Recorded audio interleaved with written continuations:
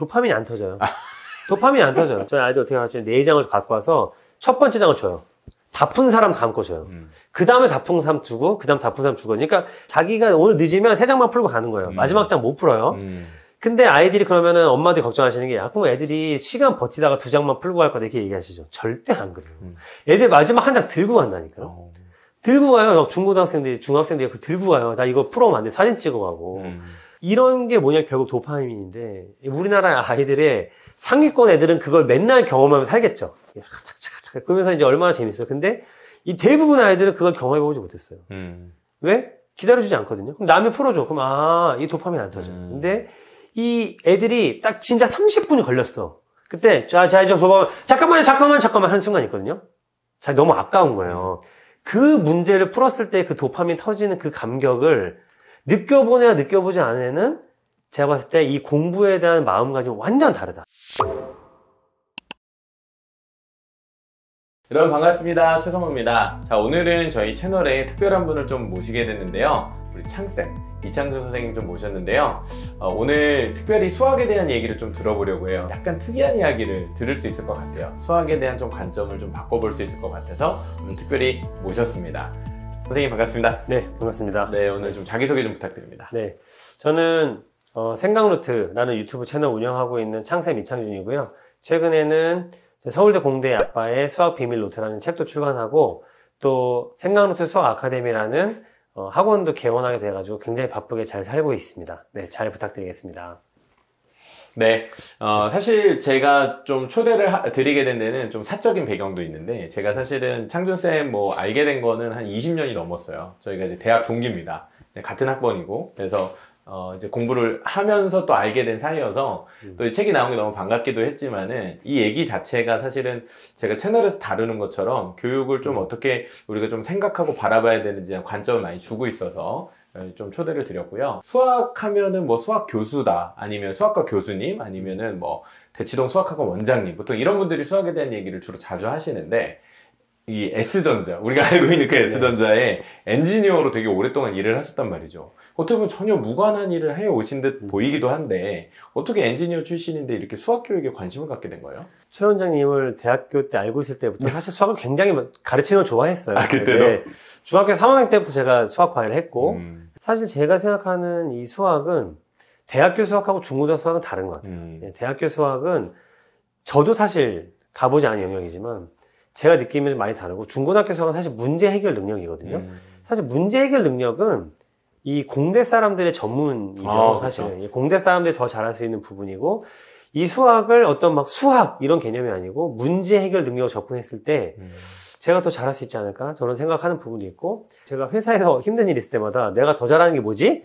고민할 때마다 나는 사실 박사학위 딴 요거보다 내가 수학 가르치는 더 잘한다. 박사학위 했던 거보다? 박사학위 한 거보다 내가 수학 가르치는 더 잘한다 생각해서 블로그도 했고 유튜브도 했고요.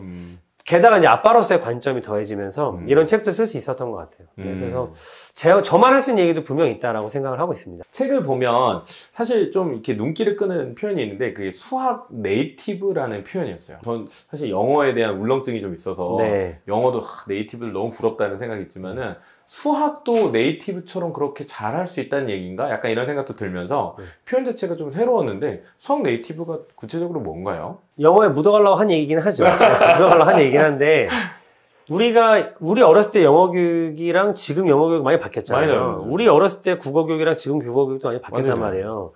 수학만 유독 그대로예요. 수학만 유독 그대로인데, 영어는 옛날에는 우리는 시험 위주의 공부를 해왔어요. 근데 이제 엄마들 다 알죠? 어렸을 때부터 네이티브에 가깝게 기른 애랑 그냥 갑자기 성문 종합영어 가지고 공부한 애랑 누가 더 잘하냐? 그럼 옛날에는 야 그래도 수능 영어는 그래도 이거 다 성문 종합영어를 하는 거라고 생각했거든요. 요즘 아무도 그렇게 생각 안 하죠, 사실은. 어렸을 때부터 네이티브로 잘하는 애가 수능 영어도 더 잘하죠, 당연히. 좀 같은 방식의 공부를 하면 나중에. 근데 수학도 마찬가지라고 생각하는 거예요. 갑자기 중고등학교가 돼가지고 갑자기 어렸을 때부터 맨날 그냥 더하기, 빼기, 곱하기, 분수 이런 거 하다가 중학교 갑자기 고등학교 가면은 갑자기 막 문자를 쓰고 막 적분이네, 미분이네, 뭐 루트가 나오고 아이가 나오고 뭐 막 허수 이런 게 나오면 아이들이 도대체 이게 뭐냐? 이제 산수가 수학이 되는 시점에서 아이들이 하면서 이제 우리가 쓰는 그 수포자라는 단어가 나오는데, 저는 어렸을 때부터 우리가 수학을 수학답게 가르쳐야 된다고 생각해요. 근데 수학이 수학답게 가르치다는 건 사실 수학을 언어로서 가르쳐야 된다. 우리가 영어 가르치듯이 그대로. 예.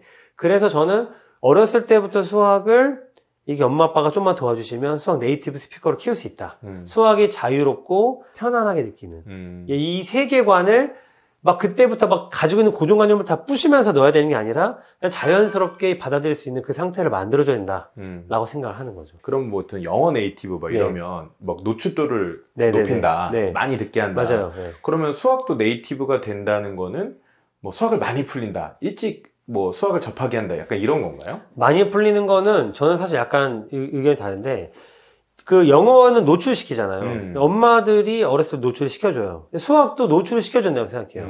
그런데 이제 수학하고 영어에 약간 다른 점이 뭐냐면 비슷한 언어인데 해리포터 같은 거 영어로 틀어놔. 뭐 이런 거 있잖아요. 그다음에 뭐 책도 이렇게 옆에다 깔아놓으면 애가 안 보더라도 깔아내 이러잖아요. 근데 수학은 약간 그건 달라요.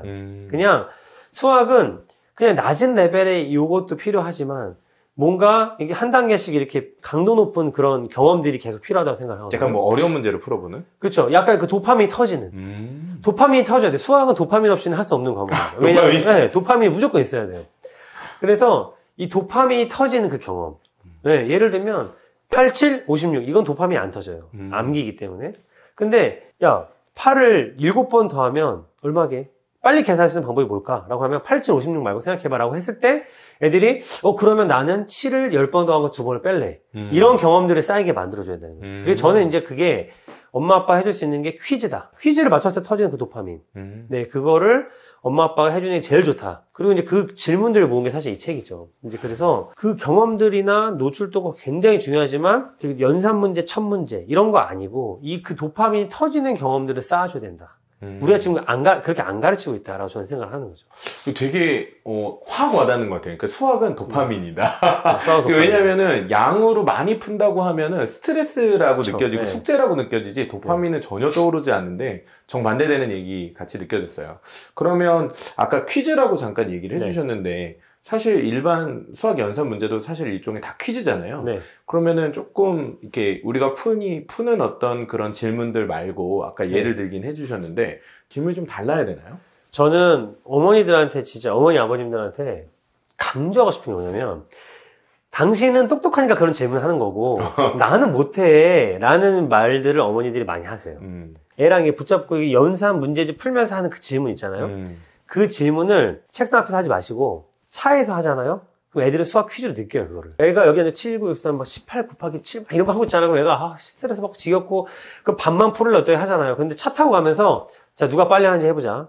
18 곱하기 7 하면 애들이 그거 퀴즈로 받아들인다는 거예요. 근데 우리가 그거를 퀴즈로 할 수 있는 거를 문제집을 푸니까 이 스매싱, 등짝 스매싱부터 나오고, 근데 정말 그거를 그대로 밖에서 하면 돼요. 정말 그대로 밖에서 하면 돼요. 예를 들면은 제가 엄마들한테 제일 강조하는 퀴즈가 뭐냐면 15는 몇 곱하기 몇이게? 이거예요. 3, 5, 15 말고 15는 몇 곱하기 몇이게? 그럼 애들이 3 곱하기 5 하면 5! 이렇게 이거 사실 그냥 아무것도 아니잖아요. 이거 어렵나요? 부모님 누구나 할 수 있단 말이에요. 자, 20은 4 곱하기 5. 또 2 곱하기 10 다 할 수 있단 말이에요. 그리고 이렇게 하다 보면 장점이 뭐냐면 애들이 엄마한테 문제를 내줘요. 엄마 내가 해볼게. 이제 애들 또 이제 약간 난이도 조절 못 하잖아요. 9,999번 3,800번 여기 내보면 그거 너무 어렵잖아. 이런 거가 돼야 되는데 똑같은 거를 여기서 하지 마시고 걸어다니면서 하면 된다. 우리가 영어 교육 그렇게 하잖아요. 우리가 어머니들도 할 수 있는 거를 그냥 차에서 걸어다니면서 하시면 된다. 자기 전에. 이럴 때 하면 된다. 이게 제가 드리고 싶은 말이에요. 어려운 질문이 아니다. 물론 하다 보면 점점 더 어려운 질문이 필요하겠죠? 그럴 때 제 책을 보시면 돼요. 그러나 일단 시작하셔라. 어떻게 보니까 종이 위에 있는 질문들을 대화로 좀 풀어가는 게 되게 중요한 포인트네요. 네, 저는 그렇게 생각합니다. 그러니까 아이들의 이 느껴지는 게 달라요. 느껴지는 게 다르고, 그 다음에 이제 타임어택 거는 것도 여기서, 야, 너 지금 10분 동안 6문제, 너 지금 지금 15분 동안 너 한 문제 풀어, 이거보다. 걸어다니면서 너 저기까지 걸어갈 때까지 이거 계산하면은 너 진짜 오늘 어제보다 더 빨라진 거야. 이런 얘기 하면 애들이 별것도 아닌 걸로 이 흥분 상태가 되거든요. 네, 이거를 우리가 만들어줘야 되는데 진짜 어렵지 않아요. 이것도 도파민 터지는 얘기네요. 애들이 계속 그런 어떤 미션들을 좀 해결해가는 그러니까 문제를 막 해결해가는 느낌들이 생길 것 같아요. 그 책에 보니까 지금 질문 얘기를 좀 해주셨는데 사실 저도 교육하면서 질문을 굉장히 많이 강조를 하거든요. 왜냐하면 생각을 하게 하는 게 질문밖에 없어요. 맞아요. 생각해 맞아요. 이렇게 백날 얘기해도 무슨 생각을 해? 뭐 이런 이제 네. 너 생각이 뭐야? 이렇게 얘기해도 좀 뭐 아무 생각이 없는데 이렇게 하지만은 질문을 던지면 자동으로 생각이 떠오르거든요. 맞아요. 근데 그게 질문의 힘인데, 근데 재밌는 게 질문과 기다림이라고 하는 걸 한 네. 쌍으로 얘기를 하시더라고요. 네. 근데 기다림에 대해서는 저는 많이는 생각을 안 해봤는데 네. 특히 수학 같은 경우는 사실 좀 빨리 풀어야 되잖아요. 우리가 미술 작품을 만든다고 생각해보면요. 똑같은 미술 작품은 3번 만든다고 생각해보세요. 그러면 레고를 만들 때 처음에 만들 이게 어디서 온 거지? 이게 어디서 온 거지? 야, 이거 어디냐? 이렇게 하면서 한참 걸려요. 근데 똑같이 부셔요. 똑같은 거 다시 만들어봐요. 그러면 어떻게 되죠? 아까보다 훨씬 빨라지죠? 3번 하잖아요. 진짜 빨라져요. 근데 문제는 뭐냐면 처음에 그 과정을 했기 때문에 그런 거예요. 그러니까 처음에 애가 고생하면서 이거 찾아보고 이거 어디 있었지? 이 과정이 있기 때문에 그게 자기 머릿속에 들어가고 쉬워진 건데 이 과정을 생략하고 3번, 4번 돌려봐야 애들은 결국 완성되지 못한 작품을 3번, 4번 만들고 있는 거 저는 생각하는 거죠. 근데 우리가 그런 거를 못 해주죠. 제가 아이들한테 어려운 질문을 내줘요. 그러면 제가 어려운 질문을 내줄 때 잘 못하는 애한테는 쉬운 질문을 내주고 잘하는 애한테는 더 뭐 어려운 질문을 내주고 이런 경우도 있지만 대부분의 경우는 똑같은 질문을 내줘요. 똑같은 질문을 내주면 얘네들이 못할까요? 할 수 있어요. 근데 문제는 뭐냐? 더 많은 시간이 필요해요. 더 많은 시간이 필요합니다. 근데 그걸 기다려줘야 돼요. 그게 그 경험이 반드시 필요해요. 근데 얘네들 빨리 풀잖아. 얘네들 잘하는 애들. 얘한테 맞춰서 넘어가요. 얘네들은 그 경험을 해본 적이 없어요. 제가 보기에 우리나라 아이들의 한 80%에서 90%는 한 번도 그런 경험을 해본 적이 없어요. 이 문제를 처음부터 끝까지 딱 해가지고 이거네. 이거 다시 풀어보면 더 이게 아니에요. 제가 느끼기에는 한 번 딱 하고 나중에 반복했을 때 그게 훨씬 빨라지지 7번, 8번, 9번 반복하면 빨라졌는데 나중에 보면 또 까먹었어. 이런 과정을 결과적으로 계속하고 있다. 저는 생각을 하는 거죠. 그러니까 오히려 그냥 반복만 이런 생각 없이 그냥 하는 거는 오히려 더 도파민이 안 터져요. 도파민이 안 터져요. 저희 아이들 어떻게 하죠? 4장을 갖고 와서 첫 번째 장을 줘요. 다 푼 사람 다음 거 줘요. 그 다음에 다 푼 사람 주고, 그 다음 다 푼 사람 주고. 그러니까 자기가 오늘 늦으면 3장만 풀고 가는 거예요. 마지막 장 못 풀어요. 근데 아이들이 그러면은 엄마들이 걱정하시는 게, 야, 그럼 애들이 시간 버티다가 2장만 풀고 갈 거다 이렇게 얘기하시죠. 절대 안 그래요. 애들 마지막 한 장 들고 간다니까요. 들고 가요. 중고등학생들이, 중학생들이 그걸 들고 가요. 나 이거 풀어오면 안 돼. 사진 찍어가고. 이런 게 뭐냐, 결국 도파민인데, 우리나라 아이들의 상위권 애들은 그걸 맨날 경험하면서 살겠죠. 그러면서 이제 얼마나 재밌어요. 근데 이 대부분 아이들은 그걸 경험해보지 못했어요. 왜? 기다려주지 않거든요. 그럼 남이 풀어줘. 그럼 이 도파민 안 터져. 근데 이 애들이 딱 진짜 30분이 걸렸어. 그때 자 이제 줘봐. 잠깐만 하는 순간 있거든요. 너무 아까운 거예요. 그 문제를 풀었을 때 그 도파민 터지는 그 감격을 느껴보냐 느껴보지 않은 애는 제가 봤을 때 이 공부에 대한 마음가짐이 완전 다르다. 도파민이 안 터져요. 도파민이 안 터져요. 저희 아이들 어떻게 하죠? 4장을 갖고 와서 첫 번째 장을 줘요. 다 푼 사람 다음 거 줘요. 그 다음에 다 푼 사람 주고, 그 다음 다 푼 사람 주고. 그러니까 자기가 오늘 늦으면 3장만 풀고 가는 거예요. 마지막 장 못 풀어요. 근데 아이들이 그러면은 엄마들이 걱정하시는 게, 그럼 애들이 시간 버티다가 2장만 풀고 갈 거다 이렇게 얘기하시죠. 절대 안 그래요. 애들 마지막 한 장 들고 간다니까요. 들고 가요. 중고등학생들이, 중학생들이 그걸 들고 가요. 나 이거 풀어오면 안 돼. 사진 찍어가고. 이런 게 뭐냐, 결국 도파민인데, 우리나라 아이들의 상위권 애들은 그걸 맨날 경험하면서 살겠죠. 그러면서 이제 얼마나 재밌어요. 근데 이 대부분 아이들은 그걸 경험해보지 못했어요. 왜? 기다려주지 않거든요. 그럼 남이 풀어줘. 그럼 이 도파민 안 터져. 근데 이 애들이 딱 진짜 30분이 걸렸어. 그때 자 이제 줘봐. 잠깐만 하는 순간 있거든요. 너무 아까운 거예요. 그 문제를 풀었을 때 그 도파민 터지는 그 감격을 느껴보냐 느껴보지 않은 애는 제가 봤을 때 이 공부에 대한 마음가짐이 완전 다르다. 오늘의 깔때기는 도파민. 수학은 도파민이다. 사실 책을 보면서 저는 뭐가 좀 궁금했냐면, 이게 정말 아이들의 성적을 올리는데도 도움이 될까? 이런 질문이 좀 자연스럽게 드는 것 같아요. 네. 근데 이런 식으로 공부하는 게 좀 진짜 내신이나 수능 수학 공부하는데 어떤 실력 향상과 좀 연결이 될 수 있나요? 저는 자신 있으니까 회사 때려치고 나왔겠죠. 그리고 제가 수학을 원장으로 한 게 처음이지, 제가 수학을 안 가르친 게 아니기 때문에 전 자신 있어요. 그러나, 결과로는 계속 보여드릴 거예요. 근데 지금 이제 무슨 일이 벌어지고 있는지 말씀을 드리면, 엄마들이 제일 원하는 게 뭔가요? 애가 심화 문제 붙잡고 풀어보고 고민하고 풀어보고 그다음에 수학을 재밌어하고 이런 거잖아요. 엄마는 얘가 심화 문제를 손도 못 댄다 이 생각을 해요. 그냥 바로 별표 친다. 근데 걔가 요즘 어떻게 하고 있냐면 안 가요. 풀 때까지 안 가요. 초등학생이나 중학생이 풀 수 있는데 어려운 고등학교 문제를 넣어놓거든요. 한 4번 문제다가. 풀 수 있어요. 선행 아니고 잘 고민하면 풀 수 있어요. 그걸 넣어놔요. 그냥 못 풀면 그냥 가라고 하는데 걔가 그걸 남아서 칠판에 남아가지고 그걸 풀고 가는 건 재미가 들렸어요. 그러면 우리가 원하는 게 뭐예요? 우리가 원하는 게 도파민이죠, 도파민. 네, 도파민, 그 심한 문제 딱 풀어내고 도파민 터지는 경험을 애들가 해야 되는데 아이가 이거를 하는데 재미가 들린 거예요. 엄마도 신기해요. 제가 학원에서 3시간 반을 잡고 있어요, 초등학생들을. 3시간 반이요? 3시간 반. 3일. 네. 3일? 3일을 3시간 반을 잡고 있어요. 근데 부모님들이 되게 놀라는 게 3번 3시간 반을 보냈는데 애가 학원을 가고 싶어 한다는 거예요. 제가 그렇다고 오해하면 안 되는 게 제가 오늘 막 널널하게 하고 막 게임 시켜주고 영상 보여주고 그럴 거 저 절대 안 그러고 계속 얘기하고 문제 풀고 질문하고 하거든요. 3시간 반 동안 애들이 재밌다고 가는 거예요. 그러니까 엄마들이 엄청 좋아하죠. 아니, 이런 애들은 어떻게 이기겠어요? 70장, 80장 푸는 거랑 수학이 너무 재밌다. 라는 얘기를 느낀 거하고 저는 완전히 다르다고 생각하고요. 얼마 전에 우리 중학교 아이들이 자기들끼리 이제 문제 풀다가 이게 저는 이제 약간 토론식으로 책상을 놨단 말이에요. 벽을 칠판으로 아시죠? 이렇게 벽을 칠판으로 두르고 화이트보드를 쫙 둘렀어요. 근데 애들이 문제 풀다가 이제 어려워지잖아요. 지네끼리 모여서 풀어요. 토론하면서 풀고 막 30분, 40분 동안 풀어 한 문제를 마지막에. 그러더니 맞춘 거예요. 지네끼리 하이파이브 하고 막 무슨 소리 지르고 문제 더 내달라고 해요. 이런 광경이 다른 사람들이 보기엔 신기한 거죠. 네, 근데 걔네들이 풀고 있는 문제가 어떤 문제냐? 중학생인데 고등학교 문제를 준 거예요. 해결한다는 거죠. 근데 어떻게? 재밌게. 이렇게 공부를 했을 때 어떨까요? 수학이 재밌다는 생각이 일단 들 것 같은데. 네, 문제의 양도 적지 않아요. 저는 이게 맞다 이게. 이게 맞지. 애들이 재밌다는데. 근데 이 친구들은 사실 우리가 생각해 볼 때는 뭐 초등학생, 중학생, 그리고 요거 풀 때는 되게 즐거워. 근데 사실 또 내신 시험, 수능 시험 이런 거 보러 가면 문제를 많이 풀어야 되고 막 빨리 풀어야 되고 그런 현실로 또 돌아갈 것 같단 말이죠. 네. 근데 그렇게 되면 사실은 뭐 킬러 문항이나 이렇게 어려운 문제, 심한 문제는 그렇게 협동해서 애들이 하기도 좀 어려울 것 같고 또 한 문제를 깊이 생각했던 애들이 이제 많은 문제를 풀어야 되는 상황이 되면 좀 적응하지 못하지 않을까? 뭐 이런 걱정도 좀 할 것 같은데요.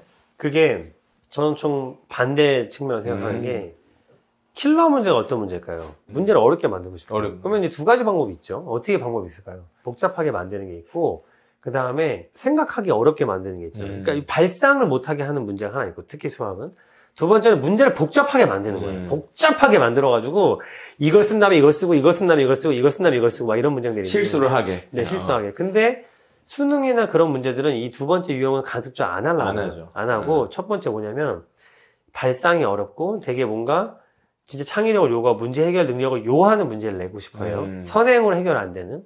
근데 문제는 뭐냐면 이 문제들은 대부분 분석을 해보면 초등학생도 풀 수 있는데 고등학생은 못 푸는 문제가 많아요. 그러니까 초등학생한테도 요 기호들만 잘 설명해 주실 수 있으면 풀 수 있는 문제가 있고 근데 고등학생들은 아무리 지가 선행을 해봐야 못 푸는 문제야. 왜? 사고력이나 문제 해결 능력을 요하는 문제거든요. 교과 과정에 어느 과정에서 뭘 쓰면 나온다 이거가 있긴 있지만 그거는 그냥 기호일 뿐이고 이 발상이 안 되는 거예요. 네. 근데 그런 문제는 제가 어머니들한테 강조하고 아이들한테 강조하는 게 수능 문제는 한 문제에 몇 분씩 푸는 걸까요? 라고 하면 한 문제 3분이라고 보통 많이 하죠. 왜? 30문제에 보통 몇 시간이 정해져 있으니까. 저는 그렇게 생각 안 해요. 앞에 문제는 한 10분, 20분에 다 끝내는 거고 한 문제에 20분에서 30분 푼다고 생각하고 가는 게 수능이다. 내가 1등급을 받으려면 그 문제를 맞췄을 때 등급이 바뀌는 거죠. 그러니까 내가 어렵다고 생각한 그 문제를 맞췄을 때 등급이 올라가고 그거를 틀렸으면 이제 떨어지는 거죠. 그게 1등급 아이들은 쫙 뒤에 있는 문제일 거고 좀 더 낮은 아이들은 그 앞에 있는 문제겠지만 어쨌든 모든 사람이 처한 상황은 똑같아요. 앞에 있는 문제들 해결하고 뒤에 있는 문제들 중에 자기가 풀 수 있는 문제에 매달리는 거죠. 근데 이 매달리는 경험, 한 문제에 결국은 20분에서 30분을 매달리는 경험을 우리나라 애들이 하고 있을까요? 안 하고 있죠. 우리나라 애들은 마라톤 풀코스를 뛰어본 적이 없는데 마라톤 풀코스를 나가는 거예요. 왜? 마라톤 풀코스 나가는 거 계속 차로 돌면서 알려주고 야, 요 코스 여기 이렇게 됐어. 여기 언덕 있지. 봐봐. 지금부터 언덕 올라가. 여기 어떻게 해야 돼? 여기서부터는 여기서 좀 페이스를 낮춰야 돼. 요거 연습하고 풀코스 뛰는 거야. 네, 왜? 마라톤 풀코스 뛰기엔 시간이 부족하다고 느끼는 거거든요. 그쵸. 네, 근데 중요한 건 뭐냐면 뛰어야 돼요, 풀코스를. 풀코스 뛰어본 애가 풀코스를 뛸 수 있다니까요. 애들이 평소에 문제를 20, 30분에 걸쳐서 풀지 않는데 네?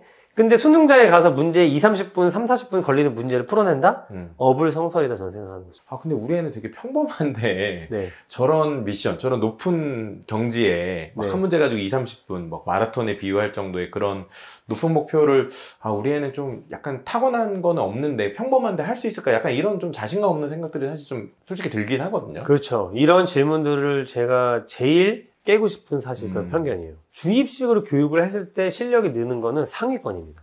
초상위권. 최상위권하고 최하위권만 주입식을 했을 때 생각이 늘어요. 왜? 최상위권 애들은요, 사고를 훈련 안 시켜도 돼요. 왜? 그냥 시켜주면, 안에서 주입해주면, 지가 그 안에서 그걸 짜맞추고 막 분석하고 시냅스도 연결하고 하거든요. 그런데, 여러분 생각해보세요. 80%에서 90% 아이들은 똑같은 거 시키잖아요? 똑같이 해요. 고등학교 때 새로운 걸 배운 애들한테 중학교 문제를 주잖아요? 중학교 때 배웠던 그대로 다시 풀어요. 고등학교 때 배운 게 이만큼 있는데, 왜? 그게 중학교 때 배웠던 유형 문제거든요. 그거 그대로 풀어요, 그대로. 근데 내가 고등학교 때 이만큼 배웠으면 이 문제 훨씬 쉽게 풀 수 있거든요? 나도 그렇게 못해요. 왜?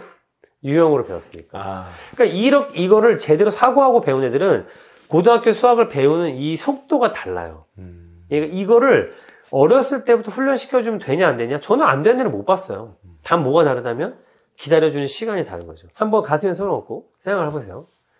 지금 이 아이가 저 상위권 아이들하고 똑같은 방법으로 이렇게 유형 암기를 계속하면 얘는 거기를 뚫고 상위권 될 수 있겠느냐? 목표가 현상 유지다. 오케이. 근데 성적이 오르고 싶다? 안 되죠. 성적이 오르고 싶으면 공부 방법이 바뀌어야 된다. 누구나 다 알고 있는 거잖아요. 그죠? 지금처럼 하면 지금 같은 성적이 나온다.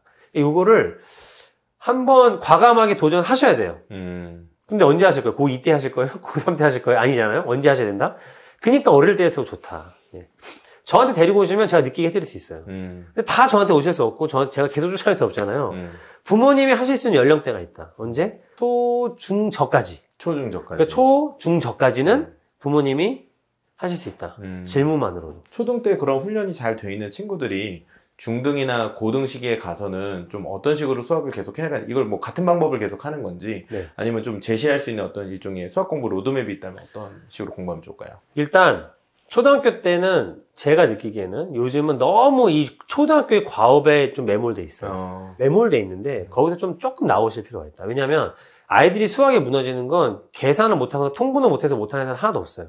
일단 무너지는 건 1번. 일단 초등학교 때 분수가 위기죠. 근데 그 분수를 암기로 공부하면 나중에 이제 어디서부터 무너지기 시작하냐면 중학교 1학년 때 문자와 식 나오면서부터 애들이 이제 맛이 가기 시작합니다. 3 더하기 5가 8인 건 아는데 3a 더하기 5a인 거는 외워요. 거기가 위기인데 그걸 하려면 정말 수학을 좀 자유롭게, 그러니까 뭐 예를 들면은 3a 더하기 5a가 무슨 뜻인지 알아야 돼요.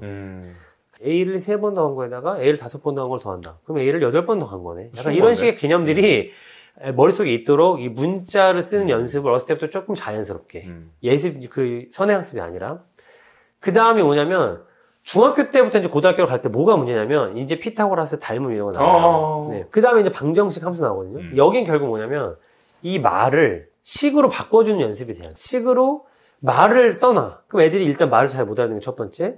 그 말을 식으로 바꿔주는 게 안 되는 게 두 번째. 이 말을 식으로 바꿔주는 게 되는 애들은 고등학교까지 그냥 거의 절반 정도 프리패스로 간다고 보시면 돼요. 왜냐? 고등학교 수학은 새로 배우는 게 거의 없어요. 여태까지 배웠던 것들 모아가지고 이런 것들 이렇게 부를 거야. 자, 계산해봐. 이거 풀어봐. 이런 문제들이지. 고등학교 때 완벽하게 새로 배우는 개념은 사실 생각보다 많지 않다. 그러니까 이 말을 식으로 바꾸는 거를 우리 아이가 얼마만큼 잘하느냐. 이거에 집중해서 중학교 때까지를 길러주시면 좋겠다. 요거를 계속 포인트를 주시면 좋겠는데 아이한테 시켜보시면 돼요.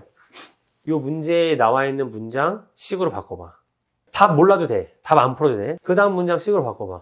이렇게 해가지고 애가 제대로 하잖아요. 잘하고 있구나. 네, 답 틀려도 돼요. 네, 근데 우리 아이가 답은 맞았어. 식으로 써봐. 그랬더니 모르겠는데. 이러면 쉽게 얘기하면 유형으로 때려 맞춘 거죠. 그러니까 요거를 계속 체크하셔야 된다. 네. 보통 다들 뭐 심화냐 선행이냐 막 이런 얘기하고 막 유형 문제집 어떤 거 풀어내냐 약간 이런 식으로 수학 공부법을 생각할 텐데 언어하고 수학이네요, 진짜. 그쵸. 말 그대로. 수학 언어로. 근데 이게 고등에서도 중요하다는 얘기죠. 고등에서 제일 중요하죠. 고등 수학은 중학교 수학까지를 완벽하게 언어로 다 할 수 있잖아요. 그러니까 저 같은 애들은 고등학교부터 수학이 점점 쉬워진다니까요. 근데 이게 수학을 언어로 받아들이지 않은 애들은 이게 정말 계속 쌓이는 거예요, 암기거리가. 어렸을 때부터 이 어휘, 문장 구조에 대한 어떤 이런 이해들이 좀 있어야지 이걸 할 거 아니에요. 이런 것들을 평소에 좀 길러주셨으면 좋겠다. 어떻게? 퀴즈로, 질문으로, 기다려주는 시간으로. 그래서 제가 이제 책에다 열심히 이런 얘기 썼는데, 한번 보시고, 아, 이런 얘기를 하는구나. 느끼셨으면 좋겠어요. 우리가 흔히 많이 얘기하는 수포자. 네. 수학을 좀 포기한 부모님들도 그렇고 아이들도 그렇고 수학에 되게 좌절감 느끼는 이들이 되게 많은데 네. 뭐 마무리하면서 제가 이제 좀 궁금한 거는 그런 수포자들이라고 스스로 생각하고 있거나 우리 아이는 왠지 수포자 될 것 같아 뭐 이런 친구들한테 수학을 좀 이렇게 바라봤으면 좋겠다 네. 그런 얘기를 좀 격려가 될지 얘기를 해주시면 좋을 것 같습니다. 사실 되게 자유로운 과목이에요. 네. 그러니까 룰들이 명확해요. 그 룰들 안에서는 아무 짓이나 해도 돼요.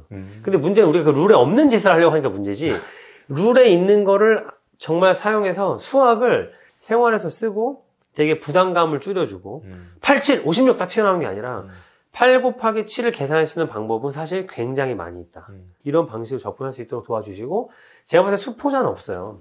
누구나 더 잘하고 싶은데 잘 안 되는 거지 수포자가 어디 있어? 거의 없어요. 전 본 적이 없어요. 그러니까 그런 말도 좀 안 썼으면 좋겠어요. 솔직히 저는 이게 수학이 어렵다. 아, 어떻게 제일 잘하지 이게 아니라 어떻게 하면 내가 여기서 조금 더 자유롭게 높은 데서 내려다보는 기분으로 수학을 할 수 있을까? 수학에 대해서 고민 굉장히 많이 갖고 계실 거라고 생각해요. 뭐 책이 한 권으로 꼭 다 모든 질문이 해결될 건 아니겠지만 제가 오늘 말씀 들으면서는 확실히 그 시작을 여는 질문은 되겠다라고 하는 생각들 좀 많이 갖게 됐고, 또 특히나 그런 마음으로 좀 고민하고 계셨던 분들한테는 좀 용기나 확신을 좀 더해줄 수 있는 그런 책이 격려가 되지 않을까라고 하는 생각을 또 해보게 됐습니다. 또 창쌤이랑은 또 나중에 또 재밌는 이야기들도 더 나눌 수 있으면 좋겠어요. 네. 오늘도 긴 이야기 들어주셔서 감사하고요. 또 재미있고 유익한 이야기를 찾아뵙도록 하겠습니다. 감사합니다.